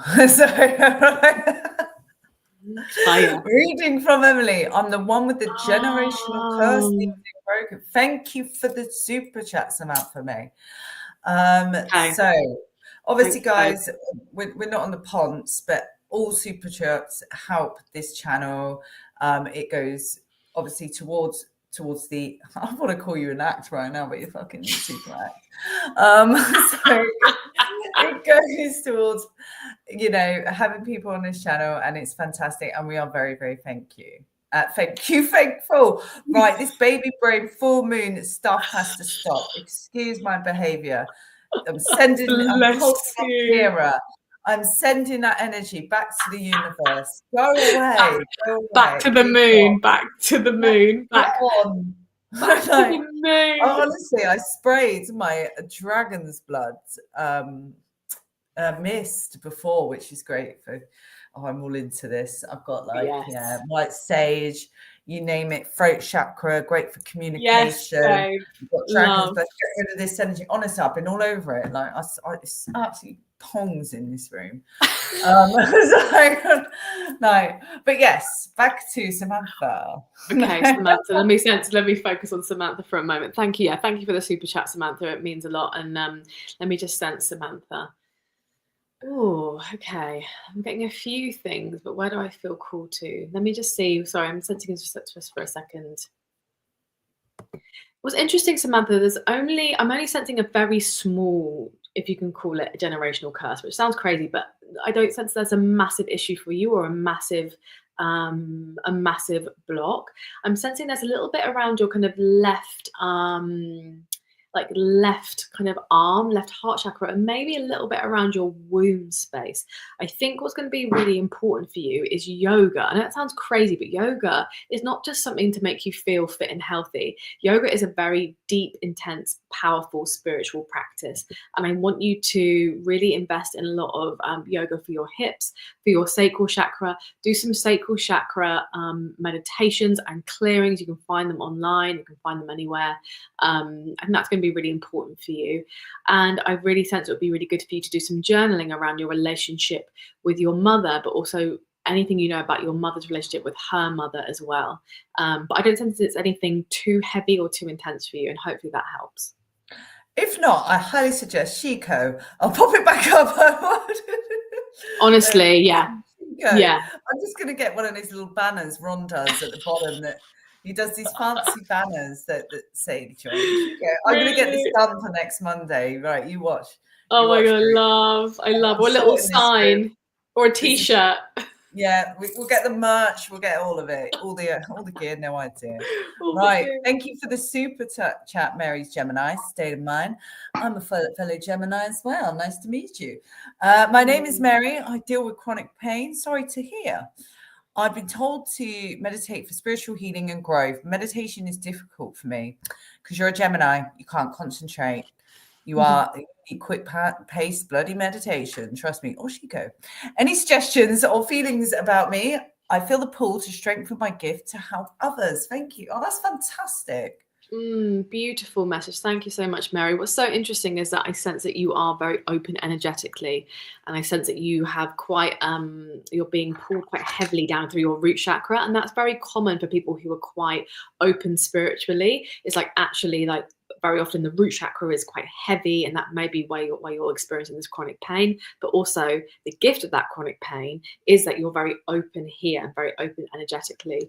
And like Jen said, again, not just to plug Chico, but honestly, any movement you can do, moving meditation, whether it's walking and focusing on your breath, or whether it's literally like, just to mention, I do have a 7-day free trial for Chico, so that's important too. You can try it out. If it's for you, then great. If it's not for you, fine.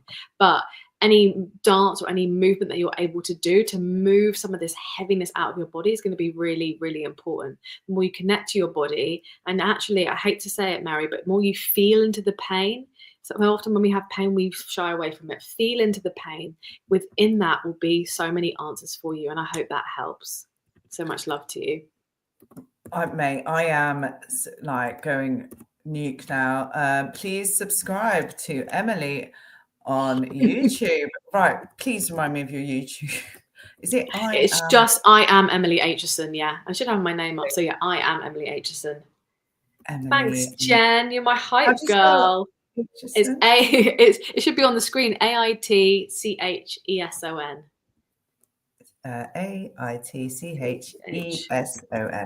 Right, now I'm doing a banner and then or head to Chico.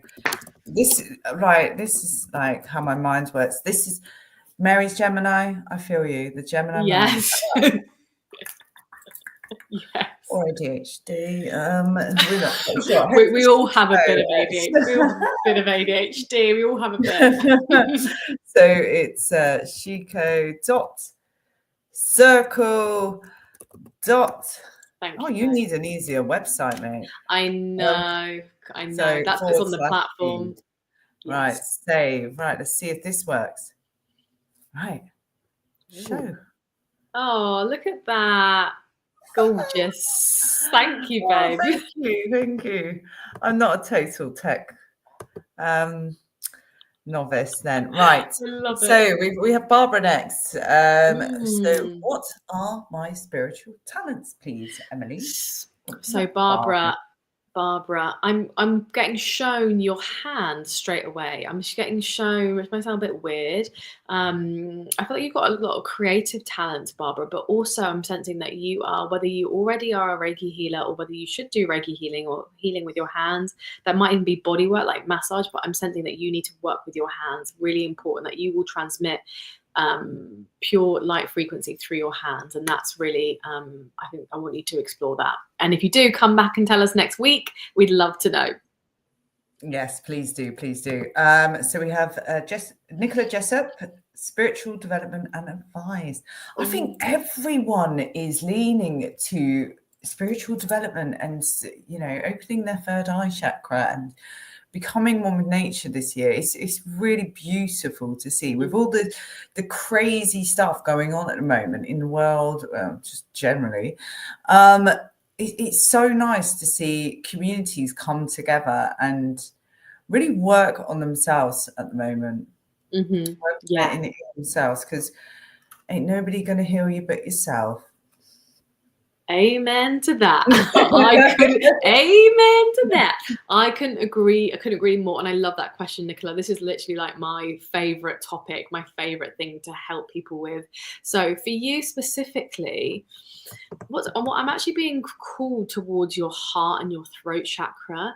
I feel like for you, your spiritual development and your kind of your way of sharing your gifts is through your voice, or maybe through your words, but maybe more your voice. I feel like you need to be sharing and speaking, but speaking from the heart. You're here to really help people connect to their heart, connect to the love and compassion within them.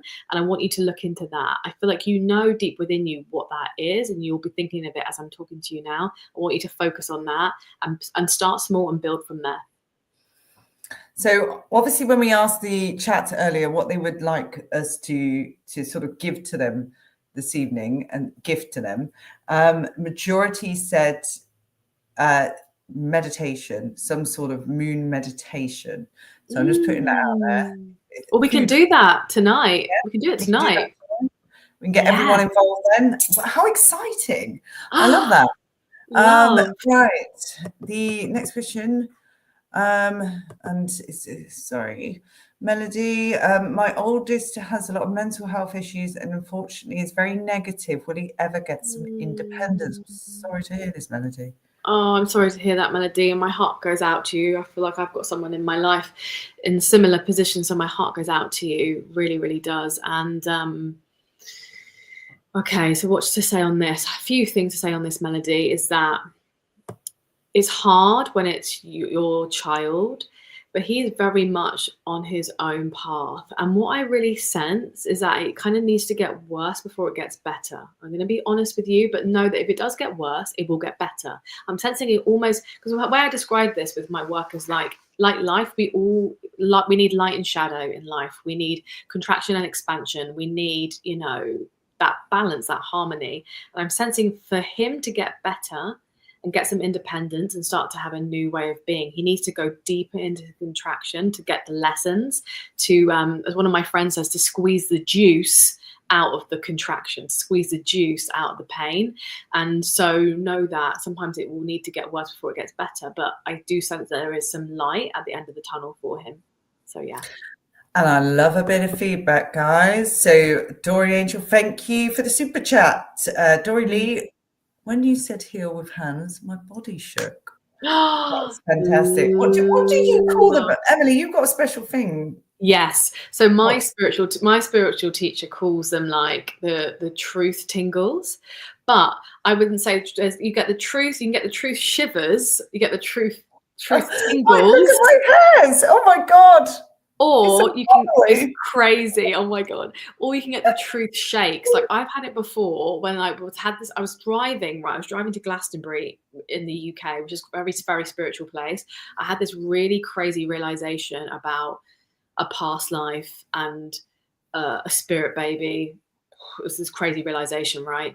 And my whole body was like, it was wild. So yes, truth tingles, truth shivers, truth shakes. We all get them. It's like your soul has this recognition of the truth. So great. I'm glad you had that, Dory. No, great news, Dory. Thanks again for the super chat. It all helps. Thank you. One rare jewel. So thank you for the super chat. So the question here, hello, what do you see for me on my spiritual journey? All right, we'll do the two separate, or anything you may sense for me.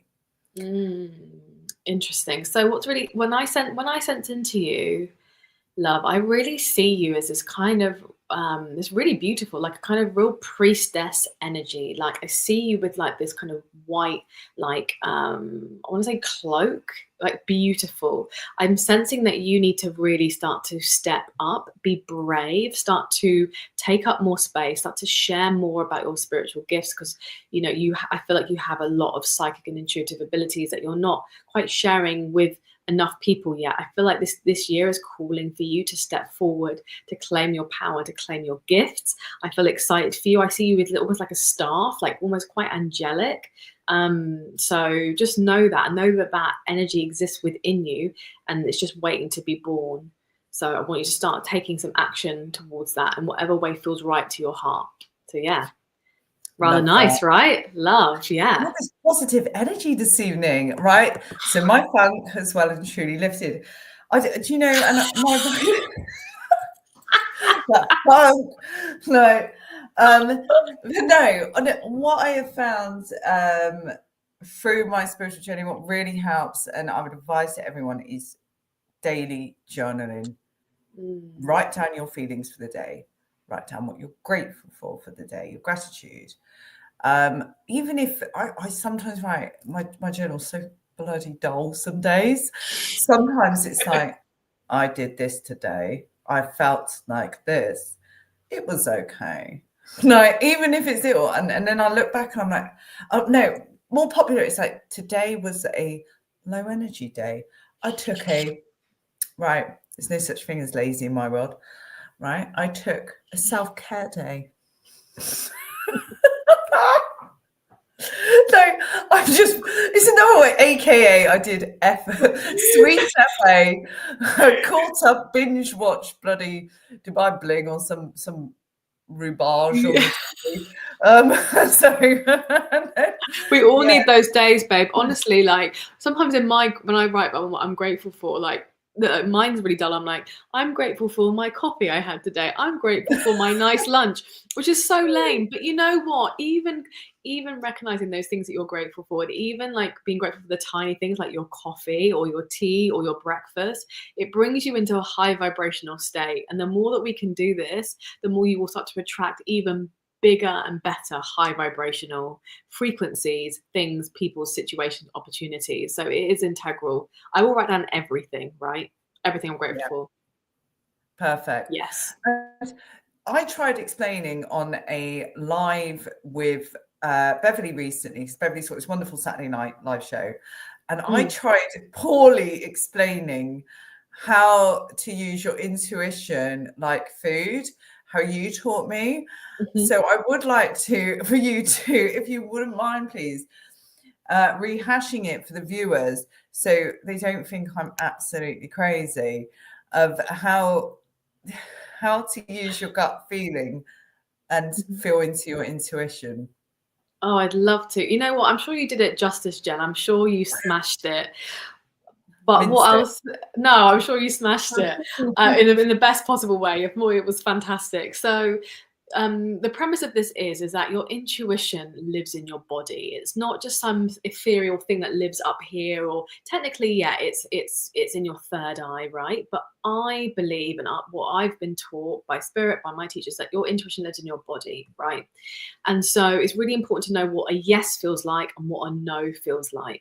And the way that I like to describe this, because I love food and it really works for me, and I've used this for many years, is that, and we can do it now in this moment. You can close your eyes or just have your eyes open. Think of a food that you absolutely love.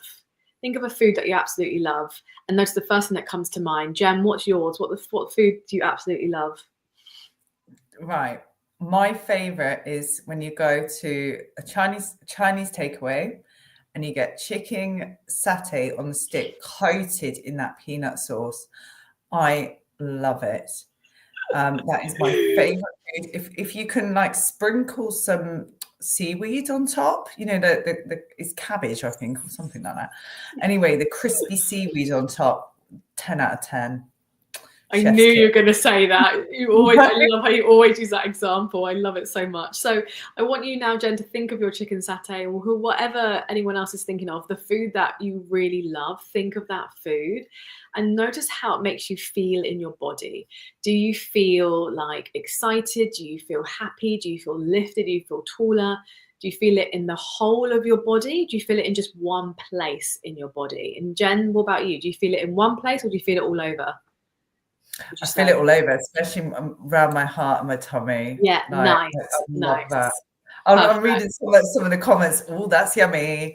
Yeah, I'm making you all hungry. No, you're going to be ringing the Chinese takeaway after. Yeah, literally. Well, you won't be hungry for this next bit. So put that to one side. I want everyone to think of a food that you hate. If I said to you, if there's one food in the whole world that you didn't want to eat, what would it be? Mine would be some sort of like seafood or I don't know, something like that. But notice what it would be for you and just think of that food and notice how that makes you feel. Now, Jen, I know what you're going to say. What's your food? Like your food hell, basically. Your food heaven, your food hell. What's your food hell? When I last did it, it was chicken on the bone. But this time I got taken back to, and I think you could probably replay this video. I went like that. My stepfather used to make this spaghetti carbonara. If you want to be able to call it that, honestly, it was disgusting. He put mayonnaise and ketchup in it. It was so like grim. Like it wasn't Italian in the slightest. Like Italians would be insulted with spaghetti carbonara. I don't know. Oh, and then he used to burn it in the pan. And it was only my mum would work late on Fridays. Honestly, he wasn't. This wasn't neglect or anything like that. He chose to make this food on a Friday night, and me, my brother, and my sister would be like, "Oh no, it's spaghetti carbonara night," and it would be like burnt tasting, mayo flavored spaghetti carbonara. Yeah, that is just grim. Grim. The mayo and the ketchup is unnecessary. Okay, so I want you to think of that now. So close your eyes, and anyone else who's watching, I want you to think of the food that you don't like, just for a moment. And now, not for too long, don't make yourself feel sick. It's actually me crying with laughter, so I don't quite know what emotion that's bringing. Oh, God bless you. Keep trying to, like, if you get any memories or anything like that, keep connected to your body and notice how your body feels, as opposed to like your mind and your memories and your conscious mind. Notice how your body feels. Now go back to the food that you do love, the food that makes you really happy, that you absolutely love and desire, and then go back to the food you don't like. And the food that you do like.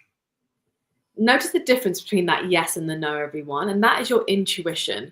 That is literally your intuition giving you a yes or a no. It sounds simple, but it is so powerful. I would use this for everything. I use this for everything, for like small decisions every single day. And so when I have to make a big decision, it's so easy because I know what my yes is and what my no is. It's like a muscle, like a bicep that you have to flex. The more you train your intuition, the stronger it gets. So I'd love everyone to try it and come back next week and let us know how your week's been. Yes. Brilliant. Right, back to the questions. We just got a super chat from Annie L. Thank you very, very, very, very, very, very much. Can you tune into my true purpose here, as I've questioned it since a young baby? Oh, bless you, Anne. What a deep question there, Annie. I like it. Yeah, what an incredible question. Annie. Yeah, Anne or Annie. Yeah, what an incredible question. I'm an Anne. My middle name's an Anne, but it hasn't got the E on the end. So whenever I see the E, I go, Annie. Oh, I see. Oh, cute. Cute.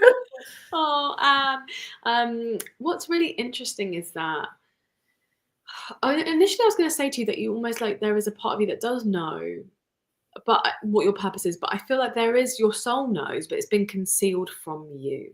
I feel very drawn to your back, and I feel very drawn to your back, your low back, your mid back, and I'm sensing here that I don't know, I'm sensing that there is almost like this kind of eyes on you or pressure on you, that, and because of that energy, it's concealing you from really knowing your true purpose and your true way in the world. I'm sensing there's something to do with writing, like writing and sharing your voice, expressing yourself through whether it's creative writing or writing, blogging or something like that feels really important. So if that resonates, just start writing, just start small, and that will start to grow. And I want you to maybe start to ask your guides, ask your angels to clear any energy that is stuck to your back body, and see how you feel after that. And hopefully that helps. Wonderful. So we've got time for, I'd say, a couple more questions before obviously we go to what was it we said we were doing? So meditation. We're doing moon meditation. Perfect. Everyone. I think it's a lovely way to serve. Oh, be gorgeous. Because that's it in spirituality. Correct me if I'm wrong. Like, you become a spiritual teacher to service people, like everyone. Is that the full moon speaking? No, you serve other people. Yeah, I love that. To be of service. To be of service. It's no, and it's so funny you say that. It's so funny you say that, because I do my morning prayers. Like, I'm not religious, but I'm spiritual. But I say my morning prayers every morning. And then recently my prayer has been like, Spirit, Great Mother, Universe, how can I serve others the best? How can I serve others? That's all I've been saying. So you totally pick that up, Jen. And like, I didn't necessarily give myself the title of a spiritual teacher. I feel like it just was bestowed upon me. Like, I didn't choose this path. It just happened. And it's just like, I have no choice. Here I am. Yeah. So there you go. But I love it. I love what I do so much, but it's like it chose me and I had to just follow it. And go for it. Grow it by the balls. So you are fantastic. So yes, you can serve people over at the Sean Atwood YouTube. Right. Hi, this is a question from earlier. I just picked it up a second ago and I thought we haven't asked this one. I quite like it. Hi, Emily and Jen and Sean. Love this channel. We love you too. Just put an offer on a new flat for me and my daughter after separation. Any insight you have, welcome. I hear the outcome tomorrow. So it's obviously gone off for the evening.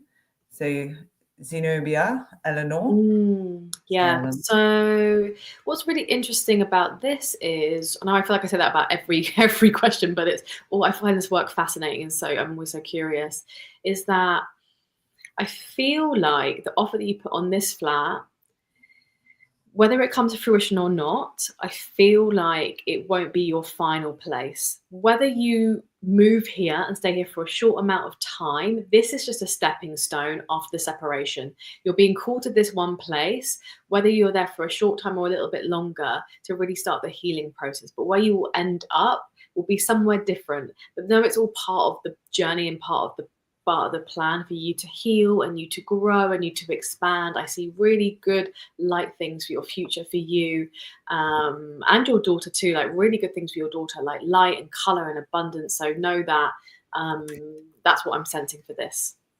Yeah. Okay, perfect. And there's a question has just come in. Thank you for the super chat, the Reesway. Question, does my son Arian, is that Arian? Yeah, Arian maybe. Arian, have an attachment. Thank you. Oh God, yeah, bless you. So, what I'll say really quickly is that all of us can get attachments without us knowing. It's just the way of life. I've learned that through my own teachers. Is just the way that we're all very, very porous, that we actually get attachments all the time. So an attachment doesn't necessarily mean a bad thing or a negative thing. I'm sensing he has an energetic block like around his kind of throat, like upper throat and heart chakra. I'm sensing that you, whether you know it or not, actually do also have quite healing hands. And I want you to almost, like, whether you do it directly on him or just imagine it before you go to bed tonight, sending light energy to this space and almost like moving it off his throat and his heart. And let me just sense into something 1 second now. I'm actually going to, do you mind, Jen? I feel like actually I want to just send a little bit of healing to her son in this moment. Okay. Would you mind? Because I feel like this feels like, I just was sensing whether that's what I needed to do. Mute mine. Yeah. So I'm just sending some light energy to your son and just moving that off. I'm sensing the attachment wasn't anything particularly big, but it was buried quite deep. So I'm just kind of sending that off.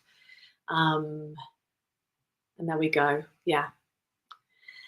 Okay, Reese. Well, I don't know if actually you are called Reese, but that's what I'm sensing. So, but I also want you to also do it, Reese, because I feel like I'm going to call you Reese because I'm sensing that's what your name is. I want you to also try it yourself because I feel like this is an important lesson for you to also try it. But I sense that for me to kind of help some of that energy move, I sense that I needed to give you some help there as well. So yeah, thank you so much. Right, and what a wonderful way. Right, so we are at the main event now. The meditation to end the evening. So thank you to all the viewers who have sat here for nearly 2 hours, engaging with us on our first ever show on a Monday. So yes, it will be every Monday at 8 o'clock, where we will talk about current news, followed by Emily using her magical talents to obviously be of service to you. But yes, all suggestions, I'm going to pop my email address in the chat again. If you want to send any suggestions, any questions, not obviously questions from what would you call them? Psychic questions. Yeah, psychic questions. Yeah, not psychic questions, just please suggestions and basically non-reading questions, please just send over to me. There's my email address. Give us a shout. So yes, thank you. Great show, ladies. Thank you, ladies. Great show. Love it. So thank you for the lovely response there.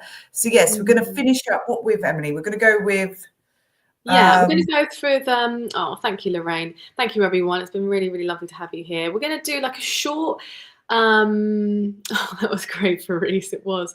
We're going to do a short meditation, but not so much a meditation. I call it a reactivation. I'm not just going to make you feel calm. I'm going to help you to really up level with the energy of this Cancer full moon. Okay, so we'll do it now. We'll keep it maybe like 5 minutes, Jen. How does that sound? Perfect. Yeah, perfect. All right. So just wherever you are, everyone, just either close your eyes or soften your gaze. And wherever you're sitting, just really feel your sitting bones supported by your chair or by the bed or by the floor, wherever you are. You can choose to have your hands resting on your body, or you can have your hands resting on your lap, palms down, can be for grounding, palms up for a slightly more kind of elevated energy. I just want to invite everyone to take a nice deep full breath in through the nose. Big exhale out through the mouth. And just continue to breathe deeply in through your nose and out through your nose.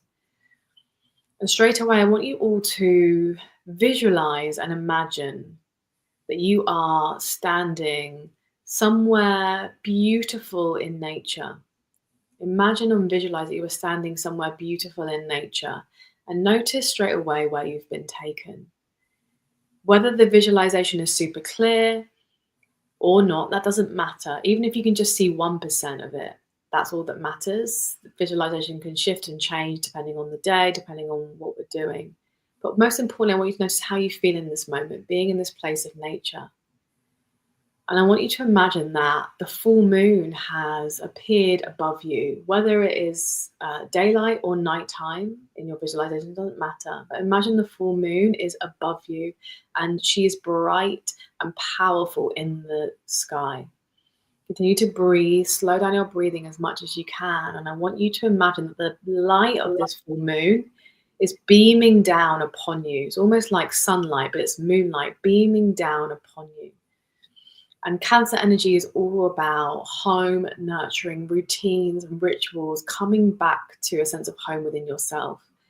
I want you to feel the energy of this Cancer full moon, and also the energy of all of us here right now, whether you're watching this live or a replay. Like all of us gathered here tonight will be supercharging the energy of this Cancer full moon and us up leveling now.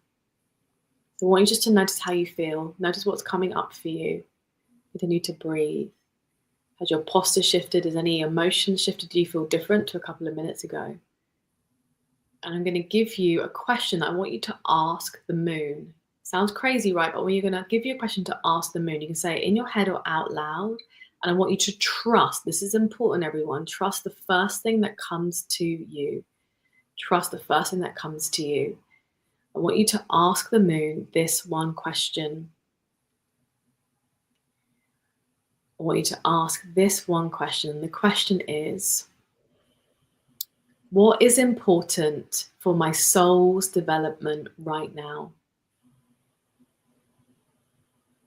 What is important for my soul's development right now?